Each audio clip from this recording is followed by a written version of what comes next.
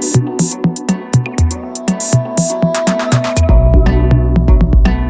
everybody, welcome to the Ubba Kodero Show for this week. Now, the last two episodes, we've been talking a lot about African connection to the West through slavery and imperialism. This week, we're going to talk about the consequences of those events. And here, I'm focusing on the culture and the cultural linkages that arises out of African displacement of African people to the New World. And what I argue is that slavery and imperialism not only relocated African people from the continent, but also relocated those ideas of African nature, of African norms and values into the New World.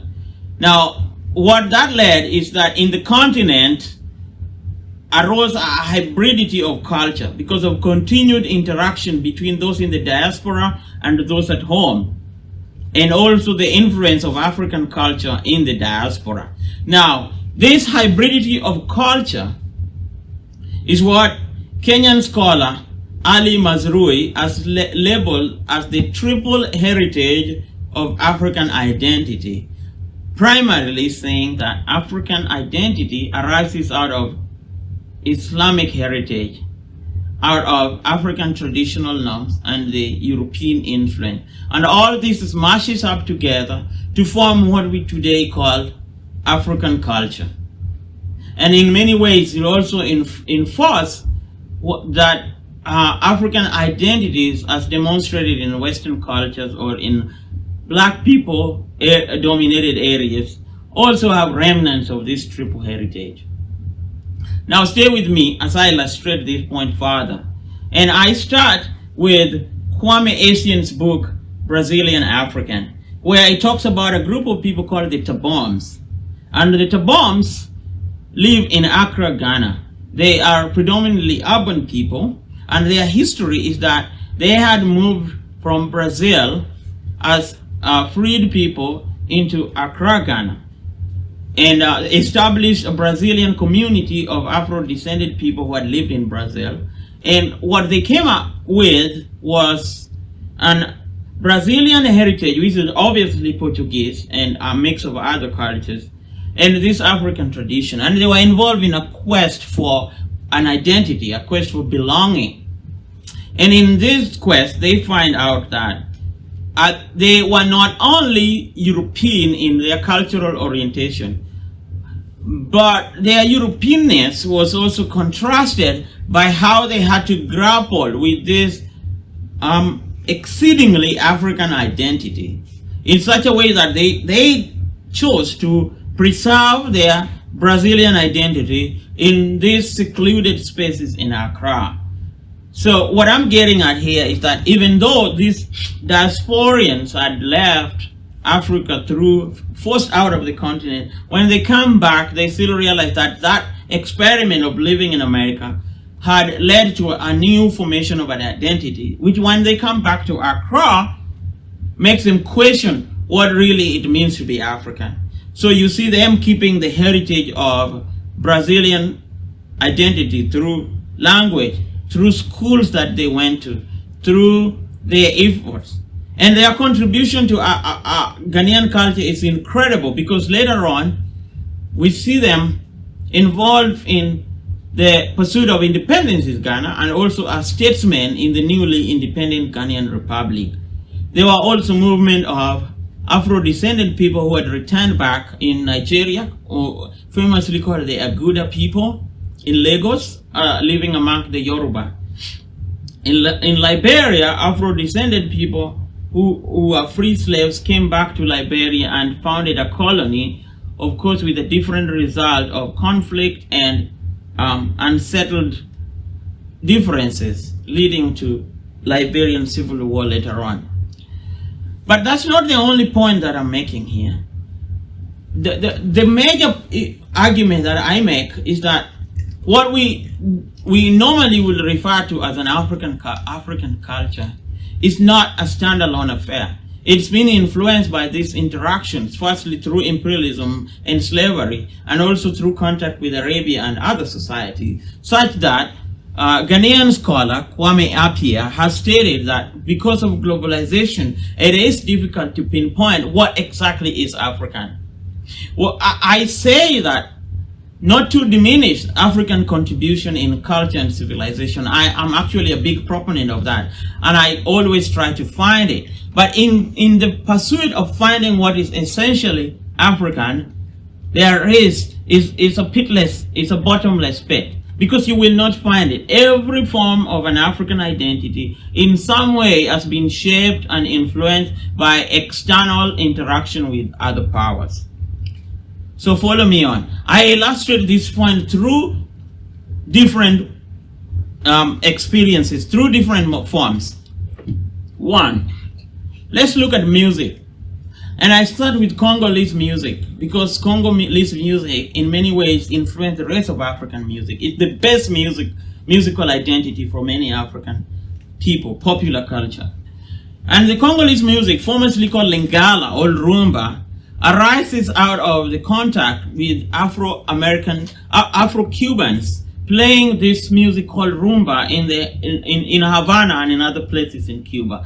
And because of Belgian colonial rule, there is a radio waves, and many people in Kinshasa and Brazzaville listen to this music, and they are immediately touched by it. They are wowed because of how these Afro-Cubans use the drum, what we call the Bantu drum or the Congo drum, and in their music. And it's a modern reenaction of this drum. And it influences them to imitate them and to use this new music which they copy and name it Congolese rumba. So influential African musicians like TPOK Jazz Band in the 60s, and famous players like Franco Luambo Macchiadi, Tabule Rocher, Madilu System. All these people use rumba, influenced by Cuban music, to form a new African music which is accepted and respected across the continent. And this music further influences other forms of African popular music like Ghanaian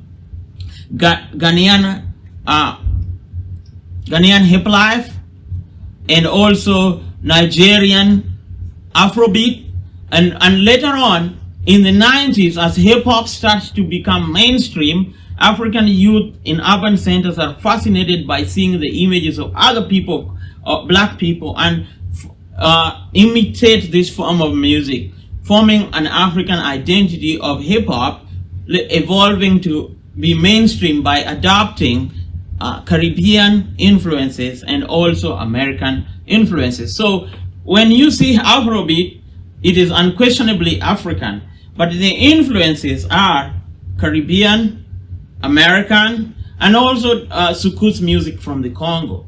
So you see, you have an intricate mix of different influences in music. And that's not enough. We can also talk about ideas of language. And here in language, I focus on West Africa and the evolution of Pidgin as an urban language arising from under-education of African people attempting to speak English by mixing it up with local languages, mostly Yoruba and Igbo, also Chui in Ghana and other local dialects, as well as European languages like Portuguese and French.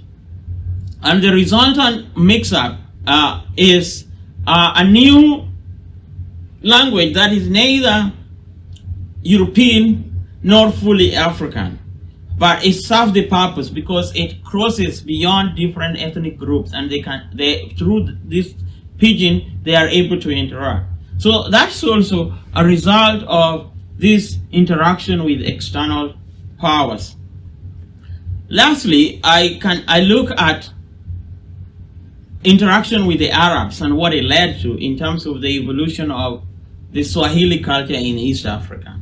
And here we see it through the music of Tarab, which is a mix of Bantu music and Arabic music, later on influencing popular music in East Africa like Bongo Flava or Kenyan Kapuka.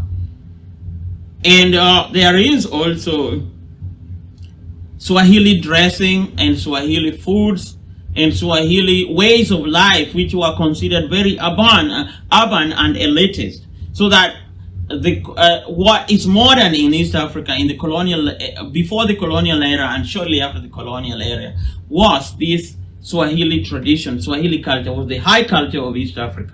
To the point that today in Uganda, you find a hybrid of these cultures mixing up, the Swahili culture, the Baganda culture, Arab and English. So that a Ugandan traditional dress is a mixture of a British suit and an Arab kanzu, a flowing white robe.